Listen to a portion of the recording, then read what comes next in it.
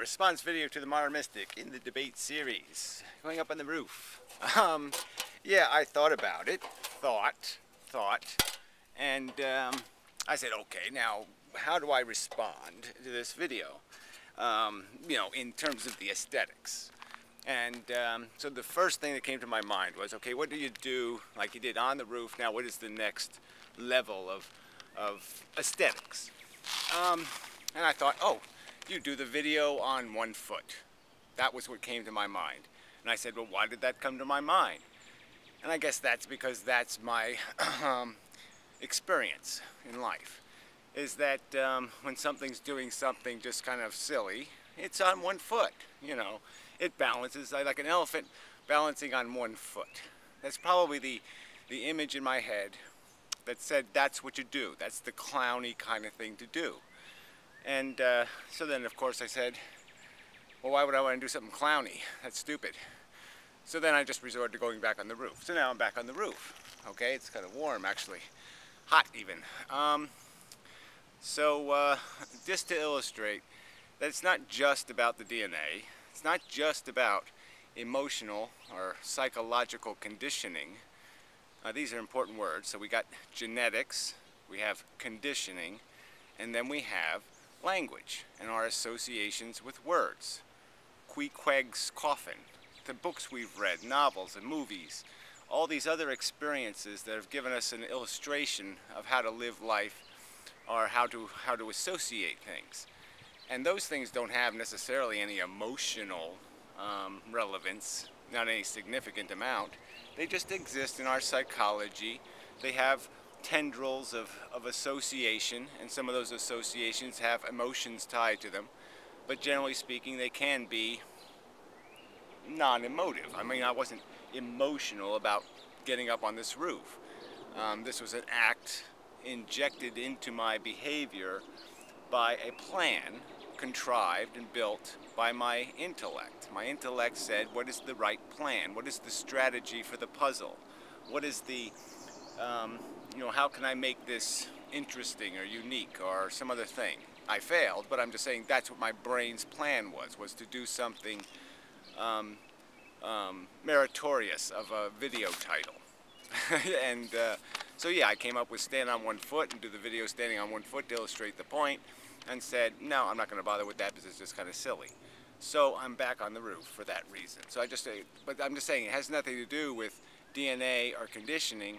It has entirely to do with how I have experienced the world. All right, so another point you made was if I were you, as if that's what I was saying in my video. And of course, in my opinion, I just thought you would think it was obvious. I wasn't saying if I were you. I mean, obviously, if I had their psychology, I would be them. I wouldn't be me. So when I'm saying that if I was living your life, I'm talking about living your life as in your experiences, not living your life as I will be your experiences. Okay, I'll be made by your experiences. That I will start off as an infant or a fetus and live your life over again. I'm talking about what would I do if I, say, was injected into you at 13, or if I was injected into you at 21, or I was injected into you at 35. What would I do from that moment on with your life experience, with the baggage you have, with the ex-wife you have, with the alcoholism you have, or with whatever the circumstance is? That's a valid if I were you. It would obviously be ludicrous to say if I were you but not me.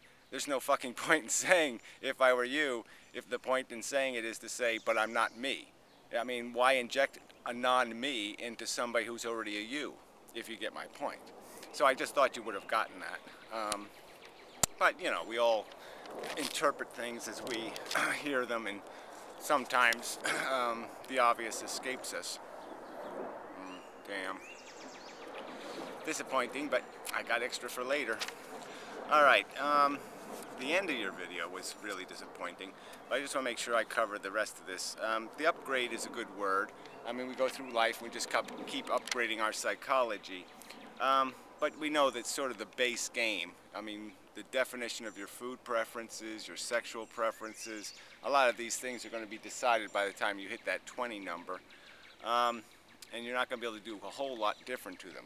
Now, I could sit on this roof every day for a year. I could come up here and I could have very positive experiences. You know, I could talk about philosophy and, hey, Nick's not mad at me and life is pretty good. Yeah, I would have a lot of positive association with this roof. And so this roof would be a place for me to, I would have pleasure just thinking about the roof. I could go home and dream about being on the roof. The roof could become something I'm psychologically connected to, because it provides me experience. And then anything that's got neurological tendrils connected to this roof, either because of the color of it, the texture of it, the position, the place in the world it's in, the birds that makes accessible, whatever can be connected to it, is now also going to share in that positive association. And so in a way we recondition ourselves through these experiences in our lives. I've used this example 5 million times, but yeah, I mean, you get, you know, if you go out on the ocean in a boat and you get seasick, yeah, you do that a few times, you say, no, I really don't like doing the boat thing. Your brain creates an association, and if you're obliged to do something like go to work and you hate your job, that can create all kinds of psychological problems, because you've got to do something with that dissidence now, with that conflict that's going to exist inside of you, where you're going to be psychologically very uncomfortable and obliged, and that will screw you up. So we can recondition ourselves through life. So I would argue that you could even change something, very substantial preferences, through reconditioning. And I've brought up the movie many times of Clockwork Orange, because it sort of illustrates that point, that you could do it. You're going to have to harass a person. You're going to have to put them through very negative reconditioning process. Reconditioning is a harsh and unpleasant process. It basically means I'm going to force you to like the smell and taste of shit. And I'm going to make the most beautiful thing in the world to you ugly and disgusting and horrid to your senses. But it's doable. It's just that why would you do it? Because the trauma you're putting the person through is going to be worse than any benefit you're going to derive from the process. All right, so I guess what I'm saying here is, yes, there's this genetic starting place. Yes, there's this conditioning by your parents, society, schools, all these little influences. And I would say, again, there's a third influence, which is you have a calculating mind.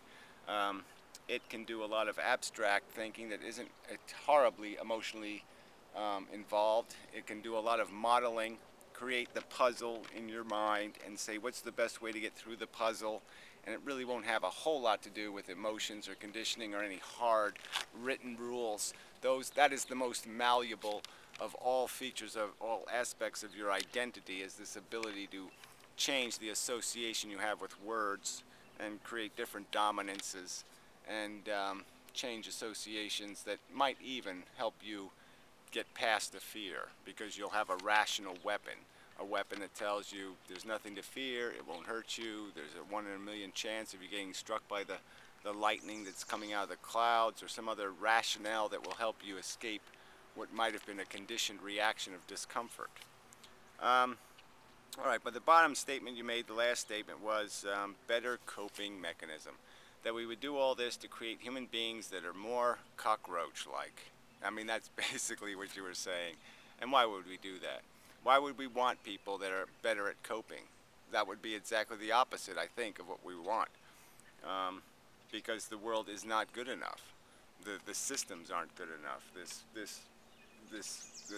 To have somebody who has a better coping mechanism, in a way, is saying, well, yeah, make a person that's that can easily survive and thrive in an atmosphere of war. Why would you do that? Why would you want somebody who can live in that environment? I'd say that would be an insidiously negative thing to do. Why make people that can listen to the cries of the animals they're going to slaughter and not care? Or watch their family members die and not care? Why would you want to invent a better coping mechanisms? No, I say we need humans with fewer coping mechanisms, and a better capacity to see that this game can't be played to win, that it is a game of consumption, and that consumption is going to be awful hard to derive from this environment without starting to cut a lot of corners and start taking from a lot of other sentient creatures. So no, I don't. I think that as a mission is fail. A sensible reaction to this world is to say, to see the negative numbers philosophically, I think can be done.